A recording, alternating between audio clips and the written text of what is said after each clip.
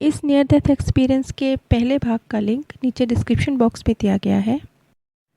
ये एक फ्रेंच व्यक्ति का नियर डेथ एक्सपीरियंस है जो कि अपने आप में बहुत बहुत यूनिक है। और वो इसलिए क्योंकि इस नियर डेथ एक्सपीरियंस में उन्होंने दूसरे प्लैनेट्स को देखा, सिर्फ देखा नहीं, उस दूसरे प्लैनेट्स के जो प्राणी थे उनसे बातचीत भी की। अब इस चीज़ का जिक्र मैं पिछली कड़ी में कर चुकी हूँ जिसका लिंक नीचे डिस्क्रिप्शन बॉक्स में है। अब इसी कड़ी को आगे बढ़ाते हुए उन्होंने एक बहुत खूबसूरत बात कही।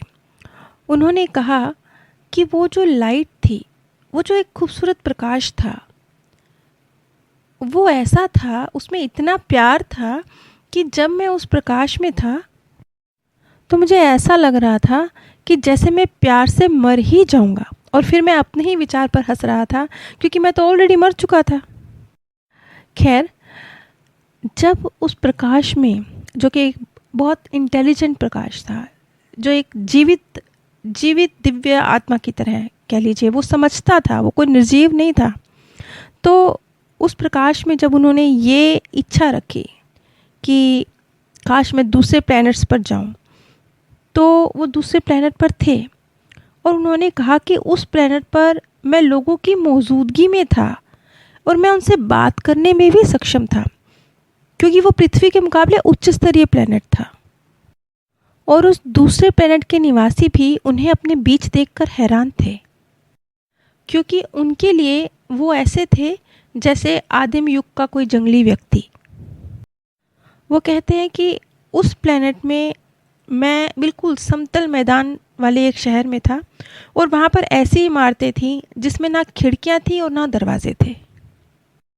वो इमारतें ऐसी थी जैसे कोई बड़ा सा बक्सा हो और उसमें प्रवेश करने का भी एक ख़ास तरीका था।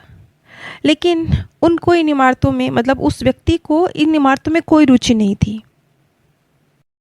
अब वो व्यक्ति तो फ्रेंच थे, उन्हें तो फ्रेंच के अलावा कोई भाषा नहीं आती थी।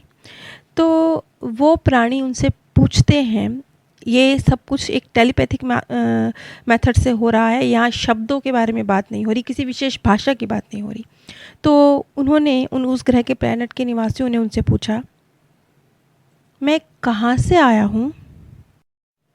और इसके साथ साथ वो उनसे सवाल कर रहे थे और वो उस व्यक्ति के दिमाग में पृथ्वी का क्या नक्शा है। जैसे हम पृथ्वी से आसमान देखते हैं ना, तो हमें चांद तारे दिखाई देते हैं ना, तो वो किस तरीके से दिखाई देते हैं, इस तरीके से वो, जैसे वो उस प्लैनेट के निवासी जैसे उसके माइंड में घुस के पृथ्वी को देख रहे हों, एक इस तरह की फीलिंग थी। बस इतनी सी बात से ही समझ जाइए कि यकीनन वो बहुत उच्च स्तरीय प्लैनेट रहा होगा, क्योंकि अब इस धरती पे आप किसी का मन, किसी का दिमाग थोड़े जान सकते हैं। दिल और दिमाग से व्यक्ति कुछ और है और ज़बान से व्यक्ति कुछ और है, आप कैसे पहचान सकते हैं। लेकिन उस प्लैनेट पर तो प्लैनेट के खुद के निवासी तो यकीनन दूसरे के माइंड में घुसकर, दूसरे के मन में घुसकर समझ पाते होंगे कि क्या विचार है, बोलने की ज़रूरत नहीं होती होगी। लेकिन वो फ्रेंच व्यक्ति इस बात से हैरान था कि ये प्राणी उसके जैसे दिमाग को देख रहे हैं, पढ़ रहे हैं कि उसकी नज़र में पृथ्वी प्लैनेट कैसा है, उसने पृथ्वी प्लैनेट को कैसे देखा है, कैसे झरने, झील, सितारे देखे हैं, वो उसके माइंड में घुसकर देख सकते थे। ये शायद कुछ ऐसा होगा जैसे कि उन प्राणियों ने उस फ्रेंच व्यक्ति से सवाल पूछा, लेकिन सवाल का आंसर देने से पहले उसके माइंड ने क्या प्रोसेस किया, उस सवाल का आंसर वो उन्होंने, उसे ज़बान से देने की ज़रूरत नहीं है, उसके माइंड में ही पढ़ लिया। तो उन प्राणियों ने एक अगला सवाल पूछा उस व्यक्ति से कि वो पृथ्वी पर कहाँ पैदा हुआ था और उसे पृथ्वी का कौन सा शहर देखना पसंद था और उसे पृथ्वी पर क्या करना पसंद था। तो इस पर उसका जवाब था कि उसका जो जन्म है वो कैप्लन नाम के एक गांव में हुआ था और उस व्यक्ति को स्कूबा ड्राइविंग बहुत पसंद थी। आगे उस व्यक्ति ने कहा कि जब वो आंसर कर रहा था तो वो लोग देखना चाहते थे, उसके दिमाग में देखना चाहते थे कि ये सब चीज़ें दिखती कैसे हैं, मतलब वो स्कूबा ड्राइविंग कर रहा है तो वो दिखता कैसा है, स्कूबा ड्राइविंग होती क्या है, ये चीज़ वो उसके दिमाग में देख रहे थे। अच्छा, यहाँ पर उसने एक बात और कही कि उन्होंने, उन प्राणियों ने उससे सवाल किए और फिर उससे कहा कि क्या वो दिखाना चाहता है, जैसे कि देखने के लिए परमिशन मांगी जा रही है। और इसका रिज़ल्ट बहुत अच्छा था। क्यों? क्योंकि वो मानसिक रूप से उन्हें जो कुछ भी वो कह रहा था उसके चित्र दिखा पा रहा था। उन प्राणियों ने उससे एक अगला सवाल किया कि वो ज़िंदा रहने के लिए ऊर्जा कहाँ से लेते हैं। यानी उनका सीधा साधा मतलब था कि भोजन क्या करते हो। अब क्योंकि वो व्यक्ति वेजिटेरियन था तो उसने उसी तरह से उनसे कहा कि हम पेड़ पौधों से उपजी हुई चीज़ें खाते हैं। और उस पर उन लोगों ने कहा, अच्छा, वो तो बहुत पहले हुआ करते थे। फिर आगे उन्होंने कहा कि हाँ, हमने सुना है कि इस तरह की आदिम सभ्यताएं हुआ करती थी जो पेड़ पौधे खाया करती थी। अब आप देखिए कि उन प्लेनेट के प्राणियों के लिए हम क्या रहे होंगे कि हम अगर हमारा जो भोजन है जो हम पेड़ पौधों से खाते हैं वो भी उनके लिए एक आदिम समय की बात है।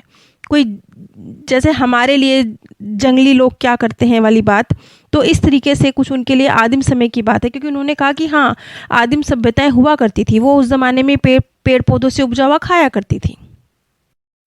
इसका एक मतलब ये भी निकल के आता है कि शायद जब बहुत बहुत लाखों करोड़ों साल बाद जब हम खुद उस प्लैनेट के बराबरी की तकनीक हासिल कर लेंगे तब शायद पेड़ पौधों का वजूद रहेगा या फिर इस तरह से नहीं रहेगा जैसे है।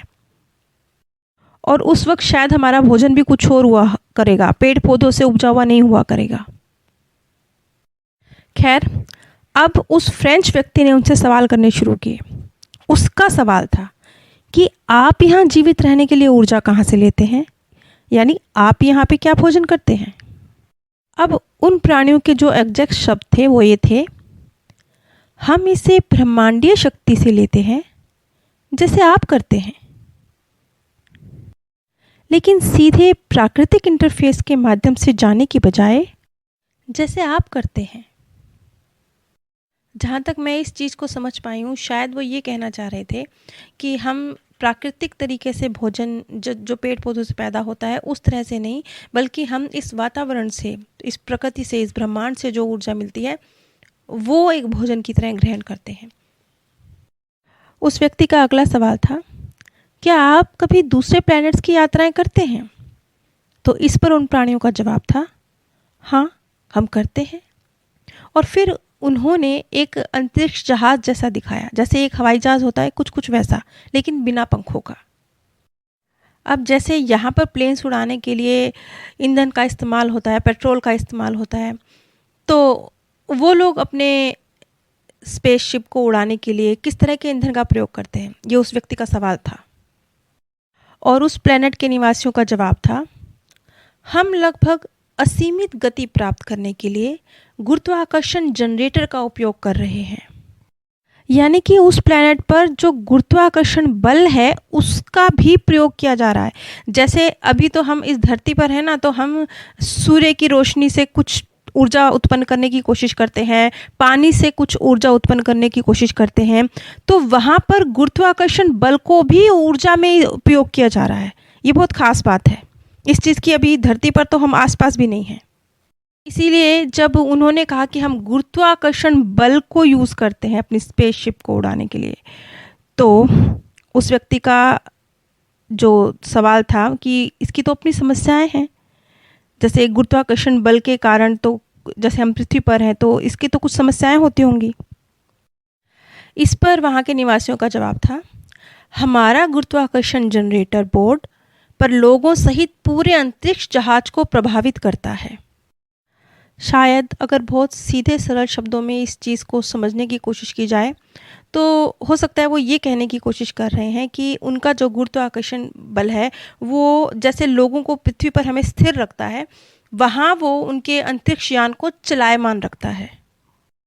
और वो उस जहाज को तो चलायमान रखता है, लेकिन जो यात्रीगण होते हैं उसके अंदर उनको प्रभावित नहीं करता। और वो जो उस प्लेनेट के निवासी थे, जो उनका व्यक्तित्व था, वो किस तरह का था, वो दिखने में कैसे थे, बोलते कैसे थे, उनके कपड़े कैसे थे, उनके तौर तरीके कैसे थे, उनका जीवन कैसा था, उनके निवास स्थान कैसे थे, इन सब चीज़ों को हम अगली कड़ी में समझेंगे। यहाँ पर आपको जितने भी एक्सपीरियंस बताए जाते हैं वो सभी कुछ एक लोग जिन्होंने नियर डेथ के सच्चे एक्सपीरियंस प्राप्त किए हैं या पुनर्जन्म के माध्यम से कुछ उनकी पुरानी यादें रही हैं, इन सब चीज़ों के ऊपर जो रिसर्च हुई हैं और जो व्यक्तियों के अनुभव रहे हैं, उनके आधार पर यहाँ वीडियोस बनाई जाती हैं। नीचे डिस्क्रिप्शन बॉक्स में इस वीडियो के पहले भाग का और मेरे second channel path of happiness का लिंक शेयर किया गया है, जहां पर आपको इसी तरह की मृत्यु के बाद की दुनिया के संबंध में जो लोगों के सत्य अनुभव रहे हैं, जो इस सब्जेक्ट पर रिसर्च हुई हैं, कुछ लोगों को जो अपने पूर्व जन्मों के एक्सपीरियंस रहे हैं, इन विषयों पर जो रिसर्च हुई हैं, उनके आधार पर जानकारी प्रदान की जाती है। आप सभी पर परमात्म सौंदर्य, प्रेम और आनंद सदैव बरसता रहे। आप सभी दिव्य परम धाम में स्थान प्राप्त करें। इस नियर डेथ एक्सपीरियंस के पहले भाग का लिंक नीचे डिस्क्रिप्शन बॉक्स में दिया गया।